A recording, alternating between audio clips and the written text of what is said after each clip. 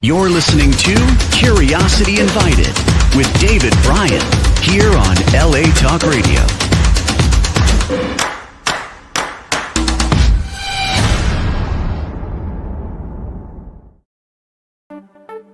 Hello, my name is David Bryan, and this is Curiosity Invited, a podcast inspired by endless curiosity.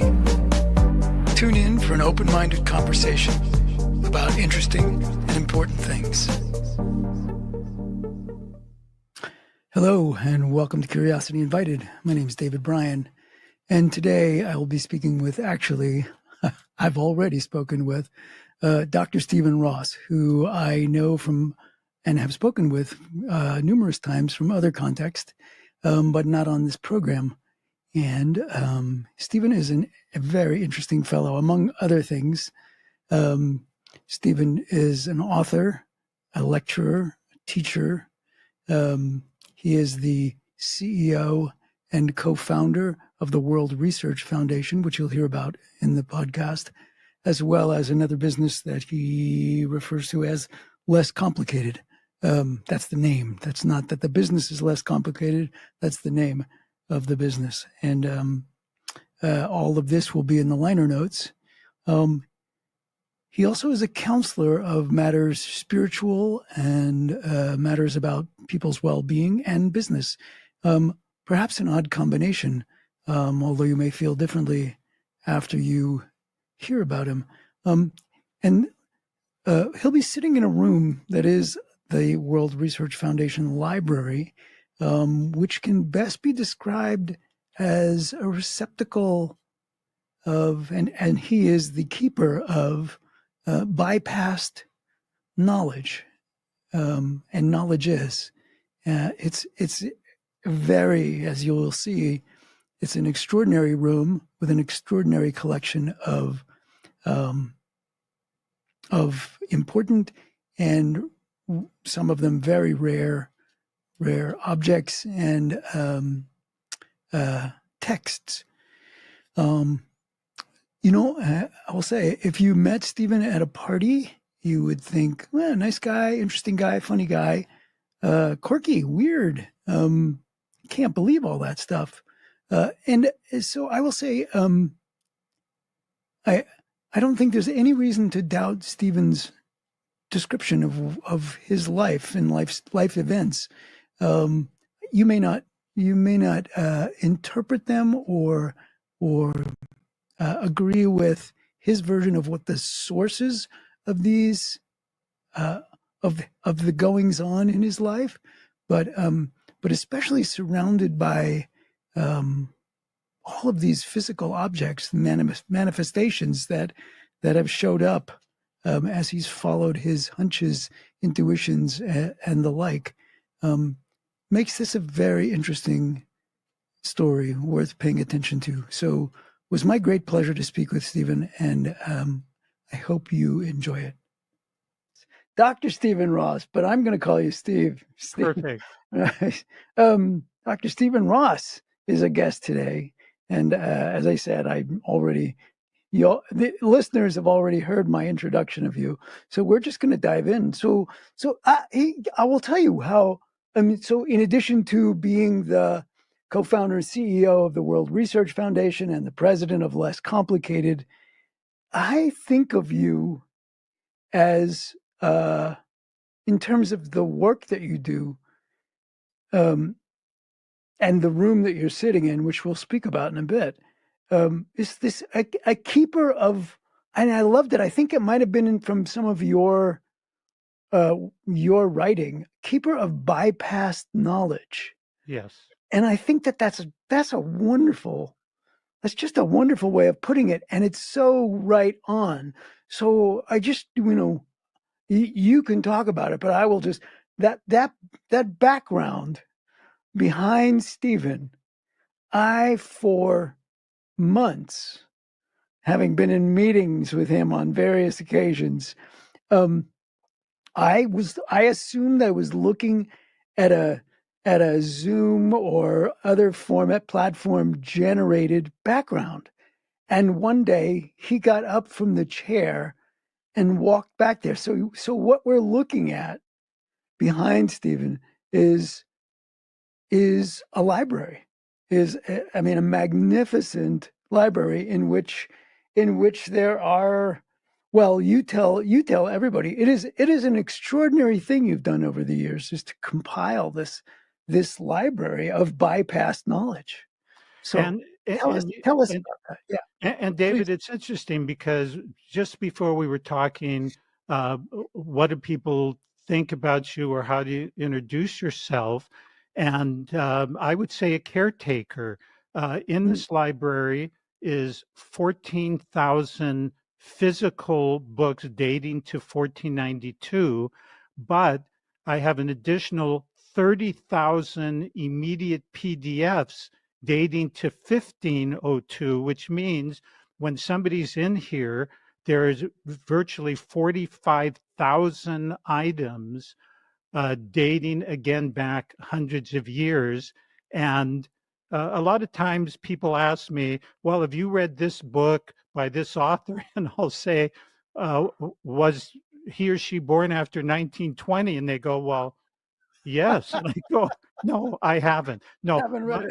I haven't read it. I don't know. It's not because I don't think people who write currently have it wrong, but a lot of wisdom, a lot of knowledge has been bypassed just because the ancients didn't have fast cars and computers doesn't mean they didn't have a better understanding of nature, of how energies work and vibrations. So I am caretaking that this information is not lost. It's not it's not a library. It's not the Dewey Decimal System.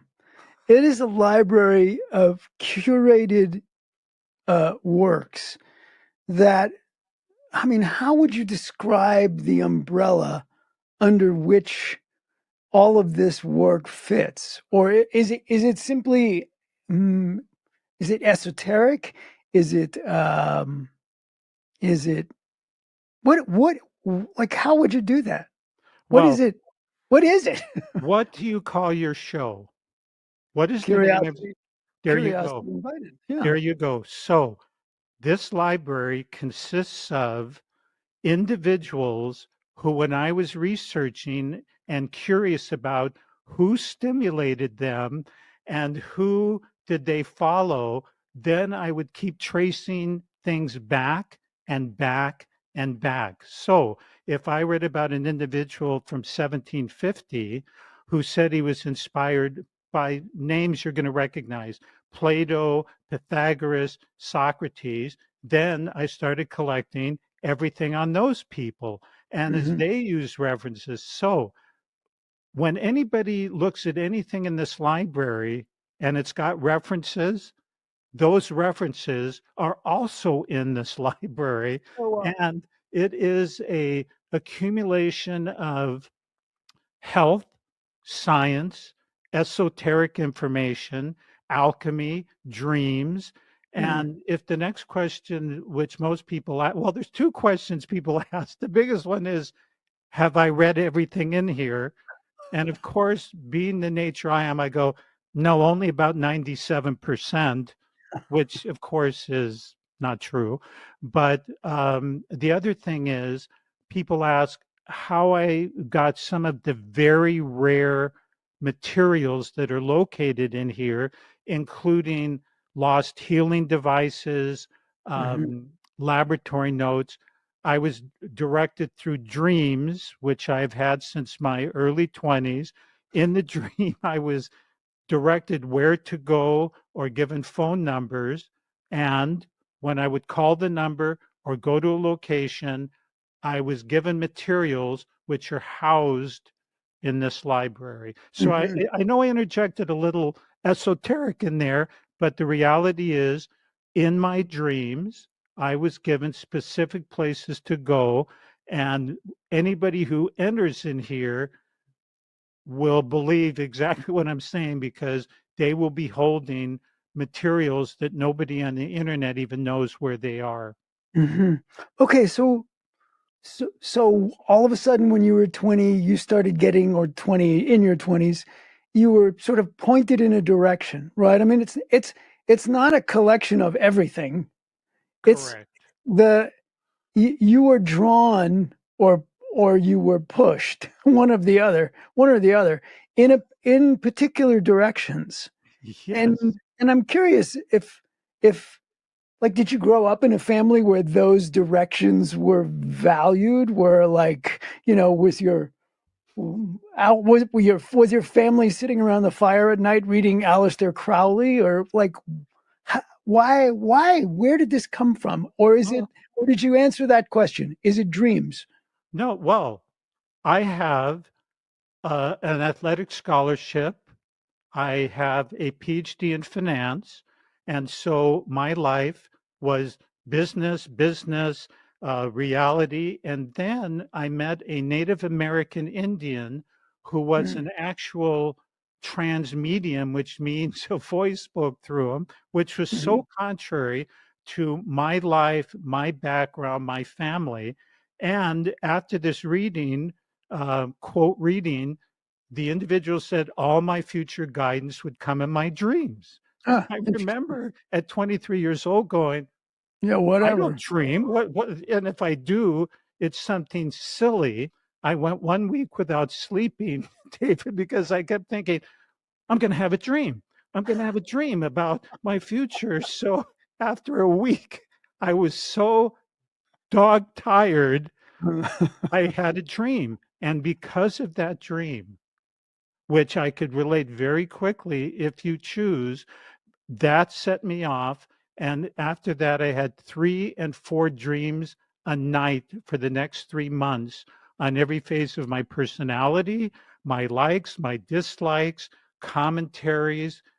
And then I started getting telephone numbers, just a telephone number. Now I'm 23 years old. And I'm Explain going, it. Wait a minute. A yeah, telephone number in the dream? yes, Oh, yes. well. And, And you and called, and it was uh, actually chock full of information. I mean, there was something about that telephone number, the person who you called, that et is cetera, that led you to something. That is correct. So your Wow. question was, how did I get segued into here? That led me into a life of looking at deeper aspects, spirituality, psychology, philosophy, leads me into metaphysics and dreams, leads me into Mhm. the Renaissance area and the Greeks and Pythagoras. And voila, what Yeah. starts as one shelf in a bookcase ends up to be 56 bookcases and a higher mortgage on my house to house it. Yeah. Well, it certainly is. It certainly is a grand room. I hadn't planned to ask this question, but at some point we all pass. That's an amazing collection. So where does it go? Well, it is an accumulation also of people I have met throughout my life who I met for 20 minutes to an hour. And when they passed away, they left their collection in their will to me. Hmm. Now, in the Los Angeles area, I go to the mortgage. that's right, the higher. Um, in the Los Angeles area was a great philosopher named Manly P. Hall, Yes. who was at the Philosophical Research Society. And when I was 27 years old, somebody told me about him. I went to a meeting, and as a result, and that would be a little longer story, I ended up meeting his head librarian. I had a dream. I gave it to her. She gave it to Mr. Hall. He calls me 3 days later to his home, and he says, "Who are you?" Now, I these words came out of me. I said, I'm a student. What do you want from me? I want to go into your private vault. Now, in the 80s, his private vault held rare alchemical texts that were not and had not been reprinted. And he allowed me, because that calling card, my dream was how we wanted to build the Philosophical Research Society in 1928 but he didn't have enough money. And in 1932, he built it. So I was born in 49. He knew there's no way I would know. My I was given him a calling card. The right person will come to me and they will be the new keeper of the Ah, materials got it. because, hey, this is curiosity, and Yeah. therefore these things are handed down over and over to carekeepers Hmm. and the caretakers of this material. And there are extremely rare materials in this library. It looks nice with bindings, which you see, but there is inner quadrants here of materials that we're just caretaking. And the next caretaker will let me know it's their time and To they will take take care. care of it. Yeah. It's a really interesting. And did you did you ever imagine growing up you would be talking like this? David, imagine with the sports in the background, I'm going, I want to be a librarian when I grow up. No, that, that would never Yeah, happen. we should say, just as a footnote, you were a sought after championship runner in Yes, college, yes, and overcame, as I recall, you overcame an injury that you were not supposed to overcome, correct. um, A knee and injury. Yeah, and then went on from that. You also were a beach volleyball player. Wasn't it Wilt Chamberlain? You yes, you you and Wilt Chamberlain partnered up in beach volleyball, and yes. yeah, And that must can you have been great. imagine? I would turn to Walt and go, I want to be a I'm gonna librarian be a when librarian, Wilt. I get off when I get off the beach, Wilty. No, by Yeah, the way, he was an incredibly beautiful man. Just that was great. So yes, so I have a sports background and a business. No, I did not figure that I would Mate, be in esoteric philosophical dreams. No. has this changed how you live your life? I mean, other than having to take care of all this, the library, but in terms of your practices, in terms of what you do with other people, and the other thing which I didn't ask, which I want to, so maybe you can weave it in there. Um, there's this accumulation of extraordinary and esoteric and perhaps long forgotten knowledge that is potentially useful to people. How do they use, or do they?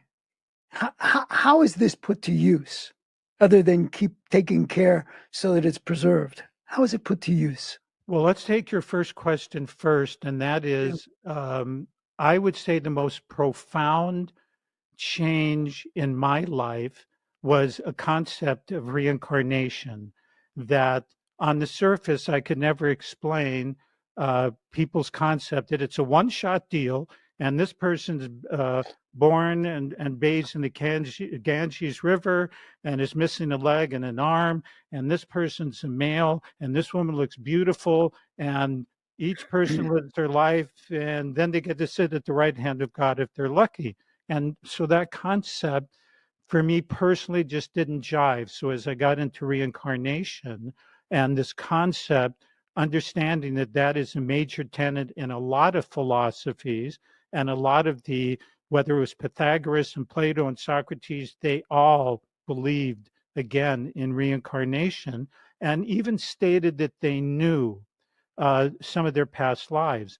And through my dreams, I experienced episodes which would lead me to believe that, yes. Now, in my first quote reading when I was young, I was given a handful of traits and characteristics. In other words, in this reading, this channel didn't say, "Well, you were the Queen of Sheba, you were a king." What was said was, because of this living, you don't drink, or you stay away from dark haired Spanish young ladies, or you don't. And I was going, how's that possible? I'm an athlete. They're always drinking brewskis. They're for somebody to guess that I haven't drank or I shied away from dark-haired Spanish young ladies and I was told why in this reading, it led me to understand there's more to life.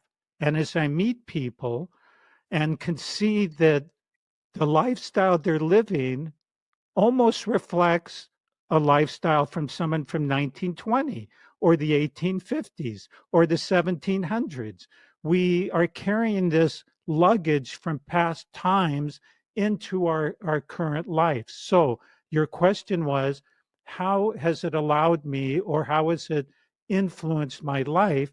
Yes. And it gives me a better understanding of why people are doing what they're doing, acting like they're acting, adamant about things they're adamant. And so that, of course, is a much longer discussion of what I would do with that. And in my counseling work over the last 50 years, I have been able, through guidance that I hear while I'm consciously speaking and telling it to the person, and then they react and they have immediate changes in their life. So you have also taken on a role of counselor for people, or For 50 years. For 50 years, I have done that. uh-huh. So And in the health and the spiritual aspects.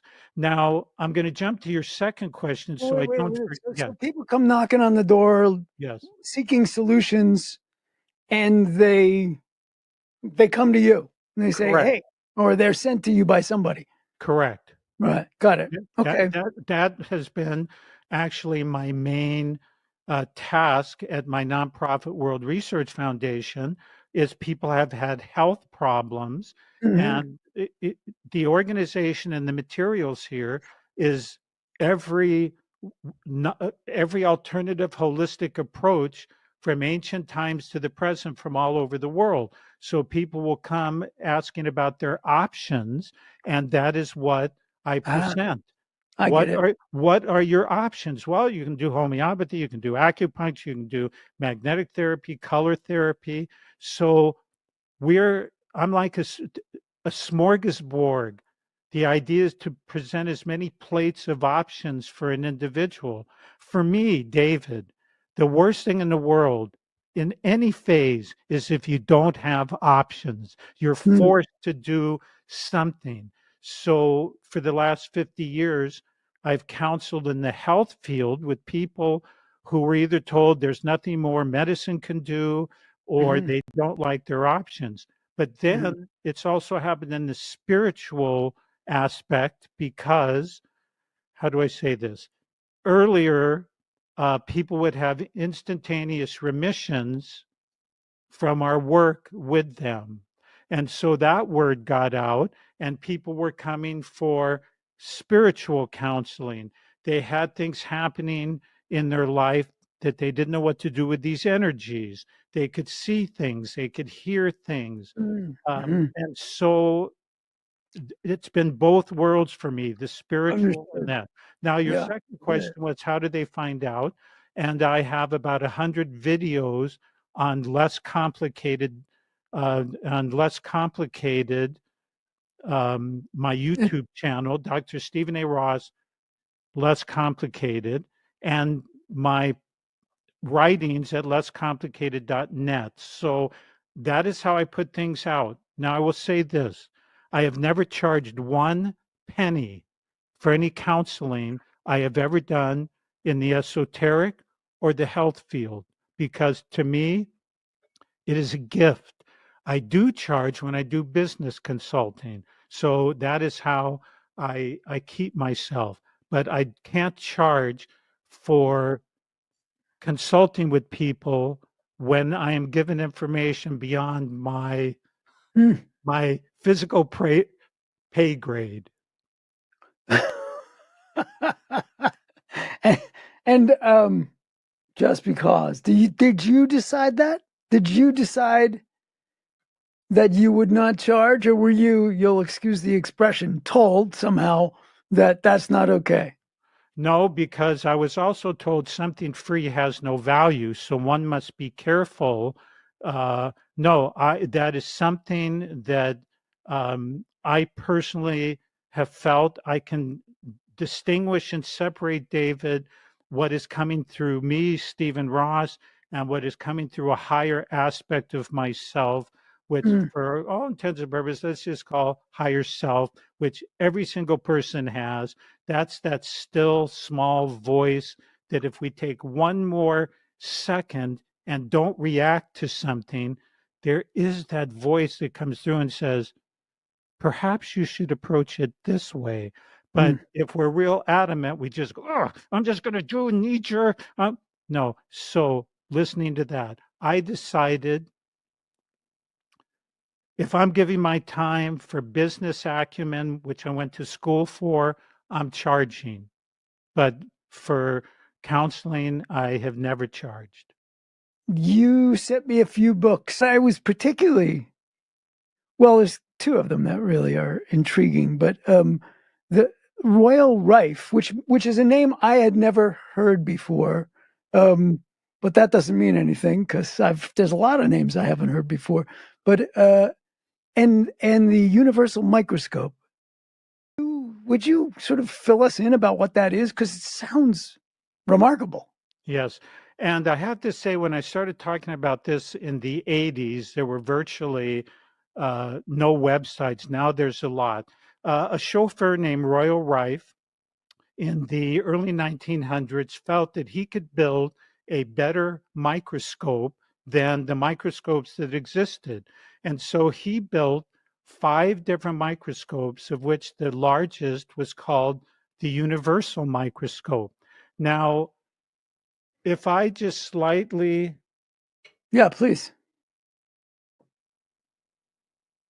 so here's a picture of the universal microscope, which was finished in 1933 and is 10 times more powerful than any other light source microscope that was built before or since.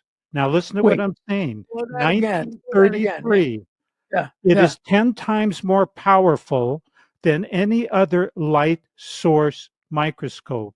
Now, people hear about the electron microscope and Yeah, it is sure, that's 1 different. million, 2 million. A light source microscope was that little microscopes that we used in school, and it Yeah, magnified yeah. about 1,800. And it is limited because of a beam of light and the science behind it. They can only get magnification of about 1,800. This universal microscope got 60,000 diameters. And when they looked through this microscope, because of its unique properties, any microbe or bacteria glowed in its own unique color. Okay, Now, what wait a is, second. That's, yes, wait, slow down, slow down. yes, Say this again because this is brand new information here. yes. So, so this fellow who was, you said he was a chauffeur. He was a chauffeur for a man named Timken who built ball bearings in San Diego. Okay, so And he wait, wait, he Timken built him a laboratory in San Diego that would be the equivalent of $1 million to let his chauffeur demonstrate whether he could create a better mousetrap. Mm. So okay, so this guy was obviously knew something about microscopes. He was some sort had some sort of background in that, and he built a microscope, a light source microscope that is that much powerful and more powerful than microscopes today. Light I source mean, light microscopes source today. microscope. Now, here's the difference, David. Mm, The electron puts a specimen in a vacuum, bombards it with electrons so they yeah. cannot look at live specimens. A light source microscope, you can watch live Yes. substances. So that Yes. would be the difference. So who Mhm. cares if I can get 2 million magnification if I'm looking at a dead object versus watching something live? And so the doctors, now you see a picture here of a Yes. dinner party held in Pasadena, California in 1931, celebrating the end of disease and illness because these doctors from the Mayo Clinic, Northwestern, Johns Hopkins, USC knew the work that Royal Rife did, and they discovered the frequency to destroy viruses and bacteria for 60 diseases and illnesses. Okay, slow down. They could see these things, and when you said there was something about they glowed uniquely. Wow. Each one had a characteristic sort of light or Yes. glow Now, to it. well, And they took samples of good example. So they took a woman's breast cancer tumor. They knew that it was tumorous. And when they took a slice and put it under the microscope, cancer shows up as a ruby red color under the microscope. Tuberculosis is an emerald green. but Everyone, is there something about the it's so the light is not changing, the light source is not changing, it's the same, it's consistent light source that's hitting various objects, and the objects glow different colors. because he had counter rotating prisms in this mechanism, and he did something unique called heterodyning. But people hear of heterodyning in sound. You take one sound and another sound, you heterodyne, you put them together, you get a third sound. This Royal Rife heterodyned light. So with those counter rotating prisms and a side and a bottom light source, the life frequency of elements glowed in their own unique color. This is why this is so amazing. And by the way, this was written up in the Smithsonian Institute, 1944. The Smithsonian is the publishing arm of the US government. And so they reported what their people saw when they went to the Rife laboratories. Think of a singer, a man or woman who hits a note and breaks glass. Yeah. The resonant frequency of the glass is Yeah. equal, so they do it. These colors that were illuminated were the life frequency, and so they got a frequency generator. The microscope wasn't destroying, there was a frequency generator beaming the exact frequency of that color at the microbe, and like Electromagnetic yeah, frequency. and just Okay. like the singer breaks a glass, Yeah. that element was shattered, whether it was cancer or any other virus associated with other diseases and illnesses.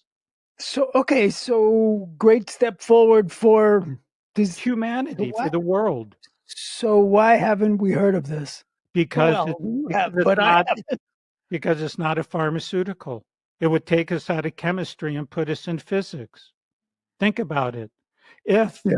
we could address all diseases and illnesses at the frequency level, like people like Nikola Tesla said, everything is frequency, then we're not doing chemicals. Now, what determines death? Heartbeat and brain waves. Those are electrical. We are electrical beings. And Right. so, Yeah. so this would take us out of the world of pharmaceuticals and bring us more into the world of physics, which we are now starting to get back into. So it's not like nobody knew about this, but the pressure coming from the pharmaceutical industry. But now there's another caveat that if I don't say this on this show, I will be very remiss because there's many people running around you haven't heard with Rife machines, Rife devices, and I'm going to make this statement: those are not Rife machines.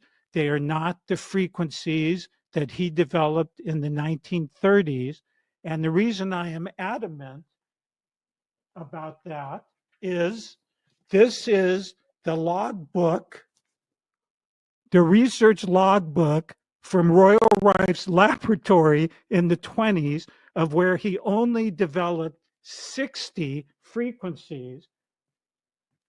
But these people who are now pushing these Rife machines have 1,000 and 10,000. So Hmm. Royal Rife, his research is sound. I'm not saying machines don't work, but they should not be called Rife machines. Okay, but for just a moment, Yes. get back to is there an awareness? Are you aware of the drama that went around? I mean, the suggestion is that because of the clout of the pharmaceutical industry, um, a promising technology is somehow never allowed to fulfill its promise. What are you showing us? I'm showing you the doctors, of which I have 500 personal letters of all these Yeah, doctors back and yeah. forth, not letters written for television, but they're actual letters from the 20s and 30s. So, yes, I know exactly what was going on. I know the pressure that they were under and who put that pressure on them from the pharmaceutical side. So, yes, I'm very Yeah. familiar. Now, I've also, I'm sorry, but because we're shotgunning this, um, one of my books, I Yeah. tell the life story of my association with this microscope, the ups, the downs, the people that tried to get it from me, because I had that microscope physically in my possession for 2 years. Nobody knows where that Rife microscope is, but I will tell you it is safe and it is in the hands of somebody that I am aware of, so it still exists. And if Was it a one anybody, of a kind? Or is it a one? I it's mean, the a one only off. one. Yes, It's the only one that was ever made. This yes, particular this, universal microscope. yes, they could do this. And for anybody who's interested, because I am 75 now, I have printed those 60 frequencies that Rife developed in 1933, so they'll never be lost. Hmm. I'm not just holding on to them if Yeah. people really want to know the true story.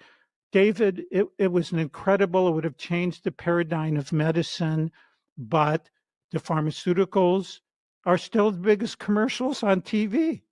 Yeah. Think Sure. about it. I mean, Yes. Exactly. when you and I were growing up, it was cigarettes. Your younger Yeah. audience doesn't realize The every other good old commercial. days. Yes, that's right. But I'm Yeah. familiar with it because having had the microscope, How did 500 you come personal, upon this?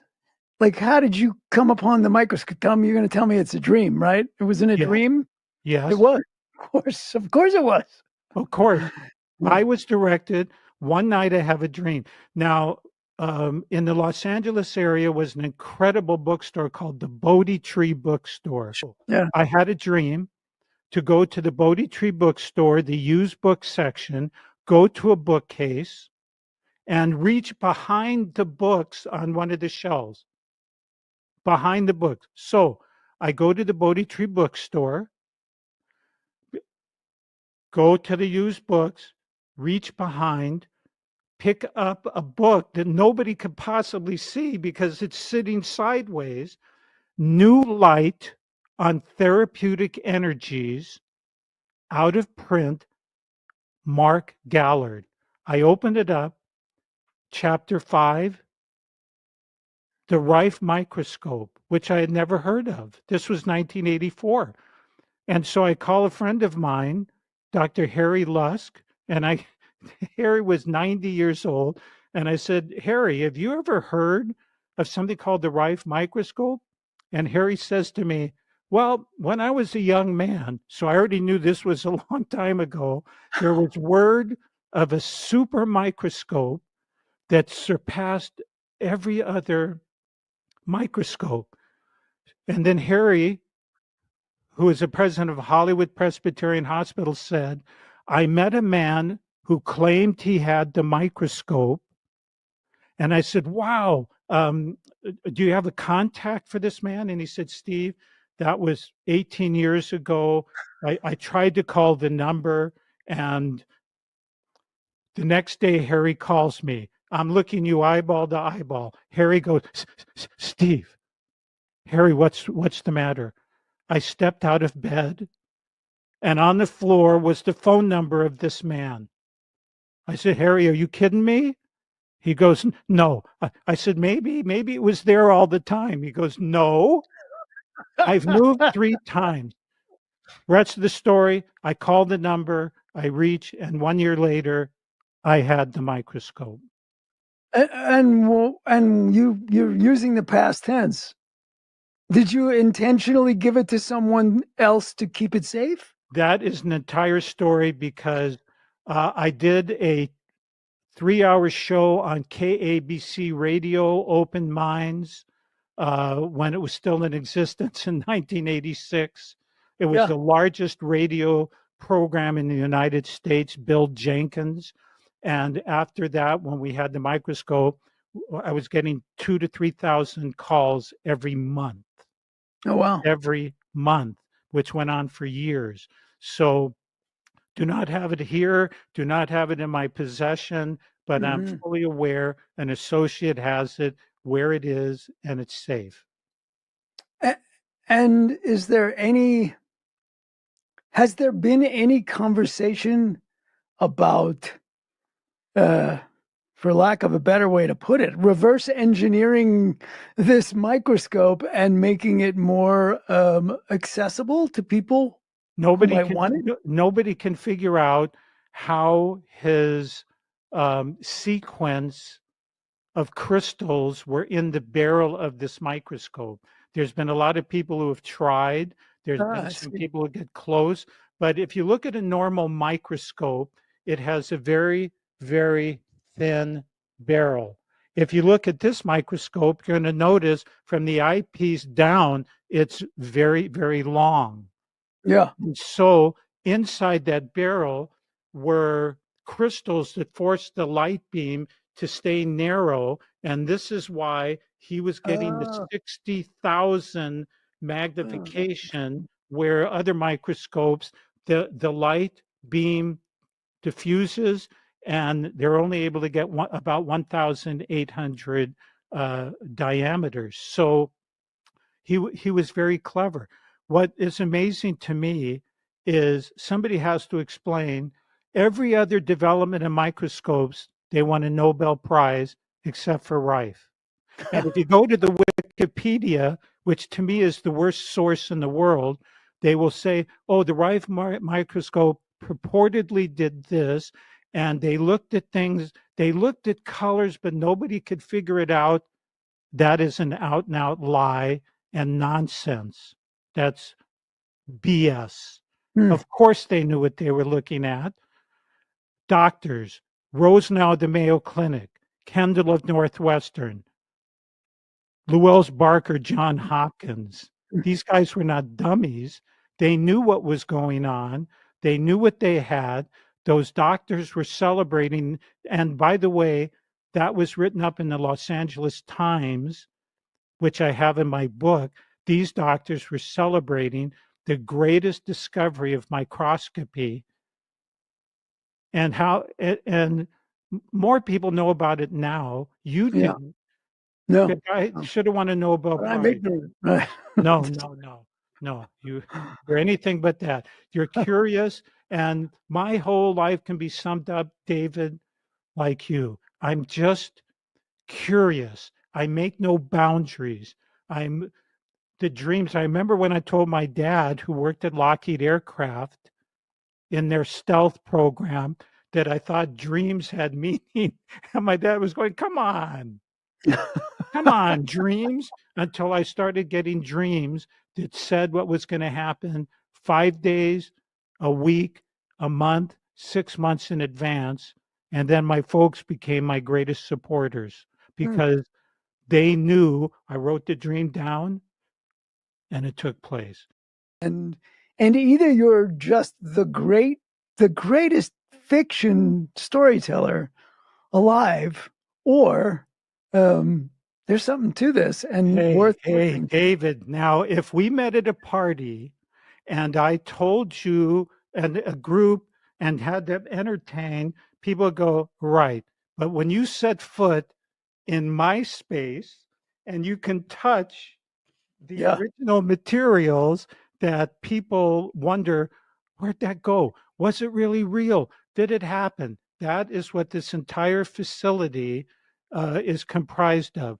Things that have been lost and overlooked, and I'm Do recovering you through have to dreams. do you have to spend a lot of time? This is a technical question, I guess. Do you have to spend a lot of time or energy or whatever, you know, books, pages, etc., depending upon what they're made of, they deteriorate. So how do you assure that you can preserve them? Like, are there things that you have to keep in special conditions? Most of my materials, the older ones, would be in climate controlled rooms at a university, and you'd have to know a doctor or have a title to even get in that room. This room that you're looking at, I built it 24 years ago, played music in it for the 24 hours a day for the first 7 years to set the vibration, classical music, 24 hours a day. The library was added about 7 years ago, 56 bookcases. No, what can I tell you, David? The room is protected. The room has an extremely high vibration here. Um, People say sometimes they hear music in here, but I'm not playing music. The Mm, classical music played 24 hours a day. It's patterned after rooms built during the Renaissance called studio low, where you immerse yourself in total beauty. And mm, so I was flying back from my office in Stuttgart. I had a vision about building this room. I had no understanding why. I came back, I tore down my patio, I built the room. And while I was building it, my voices were going, remind people of beauty, remind people of love. And then right after we started was 9/11. And then I understood to create mm. a room reminding people of beauty, love, truth, spirituality, and that is this room. How do people gain access to the room? People who want to look at do they, do they make an appointment? How do they do that? Or do they Well, not? no, it's not really open to the public. They would have to be either know you or a relative of yours to get in. So it But would have to be. but you do have people periodically who are either researching something or Oh, yeah. searching for something for them. Yeah. I'll Yeah. give them the world. If they contact me Yeah. at my addresses and tell me, what are you interested in? I Hmm. will, and I will give the person as much of the world as I can. It's Yeah, I what get we it. have in here is Hmm. information. But again, putting the frequencies and the right story here, they don't have to magically Yeah. come No, I and get that. get Rife's book, but You get it's now I would have thousands of people in here, so it's just not possible sure. unless they know you. Sure. They have to know you or be your Me. relative. Well, nobody really knows me, so it's fine. You're safe. You're safe. That's not Well, why I did it, but so Stephen, what what else should we know? Like what's important to say about life what you do and and well, that's, yes, life is what you do, but what you do and what you've collected. There's, there's a it seems like there's an underlying message. Like if the subtitles were in the picture, you know, going across the screen. Um, make no boundaries. mm, Make no boundaries. We are so much greater, us human beings, than we believe. And so my message has been based on, believe it or not, a dream that I had, which would be a good way to kind of end this session and answer your question. Right before one of my presentations here in Sedona, I had the following dream.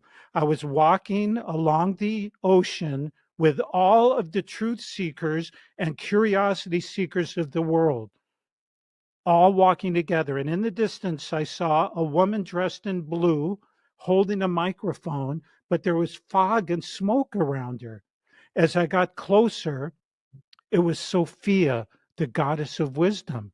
But there was smoke and fog. Now, to my right or her left were horseshoe stands with all the people who've written books and multi-level courses, and this is the answer and that's the answer. But I'm not saying they were wrong, David, but what they were spilling was copying or covering absolute truth. So I thought, what are seekers supposed to do if these people are only giving us parts? And a big wind blew off the ocean, and this is a true dream. And I heard the following words: all one needs for greater enlightenment is a beautiful heart, an open mind, and a humble spirit. Will you say that again? A beautiful heart, an open mind, and a humble spirit, and you will reach the greatest enlightenment. And you don't need the books or the courses or the gurus. A beautiful heart, an open mind, and a humble spirit. Now, how do you do that? With love, in love, and through love. That is what I want at the bottom of the screen. Got it. Yeah. Well, that is a perfect place to close. You're listening to Curiosity Invited with David Bryan here on LA Talk Radio.